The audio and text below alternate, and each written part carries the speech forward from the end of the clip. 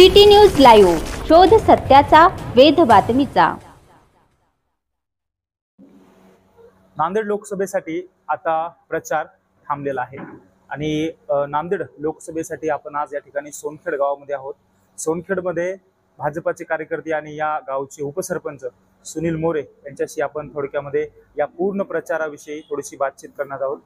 भाऊ, चॅनलमध्ये स्वागत आहे तुमचं।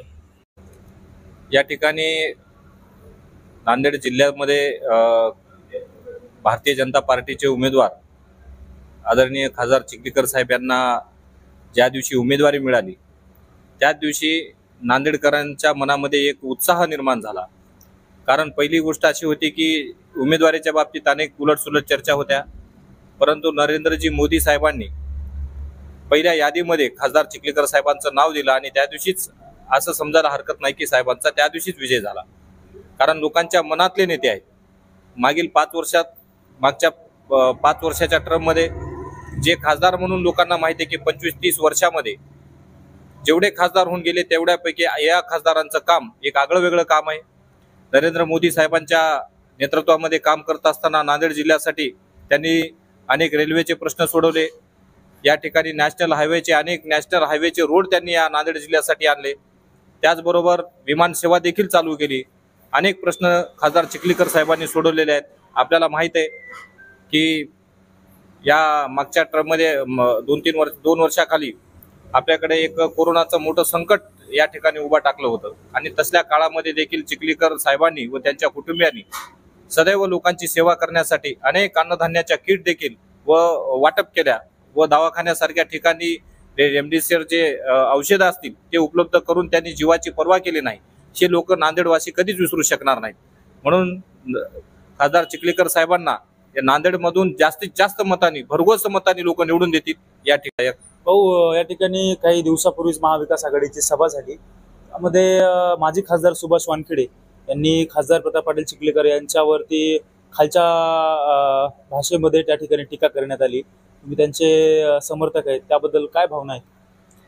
खरं तर वानखेडे साहेबांनी या भागात येऊन भाषण करावं किंवा चिखलीकर साहेबांना शिव्या द्याव्यात।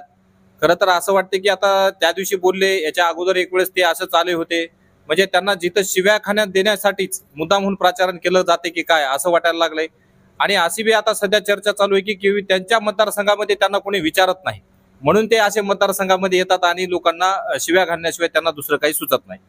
प्रश्न महाविकास आघाडीकडून सातत्यानं अनेक वेळा अनेक जिल्ह्यामध्ये अनेक तालुक्यामध्ये एक प्रचार केला जातोय की भारताचं जे संविधान आहे ते धोक्यामध्ये आहे आणि जर यावेळेस या ठिकाणी महायुतीची सत्ता आली, देशामध्ये नरेंद्र मोदी आले, तर ग्रामीण भागामध्ये सोशल मीडियाच्या माध्यमातून अनेक अपप्रचारात्मक व्हिडिओ पसरवले जात आहेत की त्या ठिकाणी दलित समाज असेल, मुस्लिम समाज असेल, मातंग समाज असेल, बौद्ध समाज असेल, यांच्या मनामध्ये एक संभ्रम निर्माण झालाय की खऱ्या अर्थानं याच्यामध्ये काय सत्यता आहे?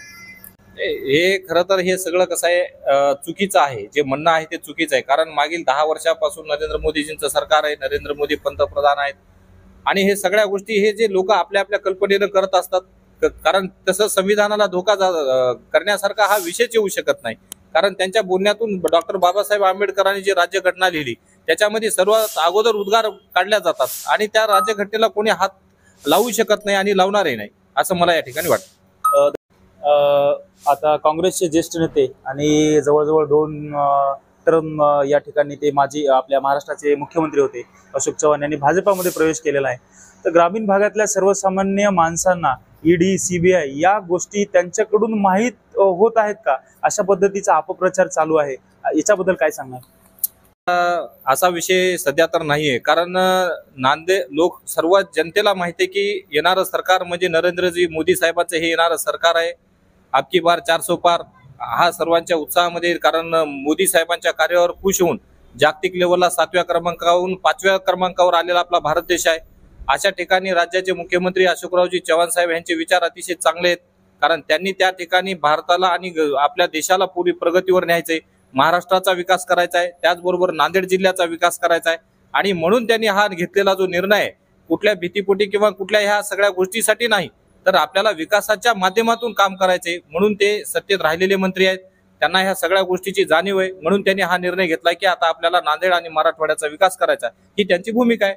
या ठिकाणी धन्यवाद भाऊ, तुम्ही तुमच्या वेळातला वेळ काढून दिला. या ठिकाणी या भागाचे माजी सरपंच सुनील मोरे आपल्यासोबत जुळलेले होते, भाजपाचे सरचिटणीस देखील आहेत. त्यांनी सर्व आपल्या प्रश्नाची उत्तर दिलेली आहेत आणि सांगितलेलं आहे की अपप्रचार हा सातत्याने महाविकास आघाडीकडून चालला जात आहे आणि कुठेतरी पक्षाला बदनाम करण्याची वृत्ती ही सातत्याने महाविकास आघाडीकडून घेत आहे. कॅमेरा पर्सन गणेश सोबत मी अमोल किल्लारे, ब्युरो रिपोर्ट, सोन.